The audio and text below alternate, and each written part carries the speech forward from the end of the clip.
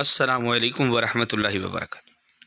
عورت سحری میں سب سے پہلے جاگتی ہے اور سب گھر والوں کے لیے سحری تیار کرتی ہے، لیکن سب سے آخر میں کھاتی ہے۔ روزہ رکھنے کے بعد دوپہر میں بچوں کو کھانا کھلاتی ہے، پھر 4 بجے کے بعد سے افطاری تک اپنے خاندان والوں کے لیے افطاری تیار کرنے میں لگ جاتی ہے۔ چاول، پالک، گوشت، چٹنی وغیرہ وغیرہ تیار کرتی ہے، اور پھر ساتھ میں یہ ڈر بھی رہتا ہے کہ پتہ نہیں کیسے پکایا ہوگا، کسی کو پسند آئے گا بھی کہ نہیں۔ ساس اور سسر کے لیے الگ چیز پکاتی ہے، اور ساتھ ساتھ میں افطاری سے پہلے شوہر کے غصوں کو بھی جھیلنا پڑتا ہے۔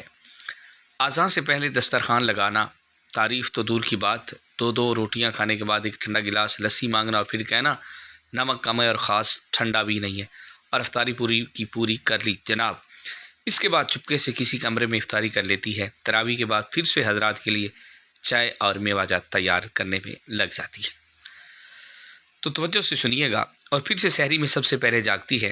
اگر خدا نخواستہ نہ جاگی تو 2 بجے یا سحری لیٹ ہوئی تو سب خاندان کا نزلہ بیچاری عورت پر گرتا ہے، اور سارا دن وہ اسے کوستے رہ جاتے ہیں۔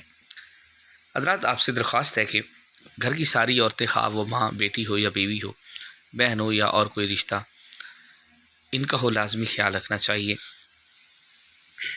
آخر میں یہ بات کہنا چاہتا ہوں کہ وہ بھی ہماری طرح انسان ہے، اور انسانوں کی دیکھ بھال کرنا ہم سب کا مذہبی، اخلاقی اور دینی حق ہے۔ آخر میں آپ سب سے یہ گزارش ہے، میری ویڈیو کو زیادہ سے زیادہ لائک کیجیے گا، شیئر کیجیے گا، اور چینل کو سبسکرائب کیجیے گا۔ اللہ تعالی ہم سب کا حامی و ناصر، والسلام علیکم ورحمۃ اللہ وبرکاتہ۔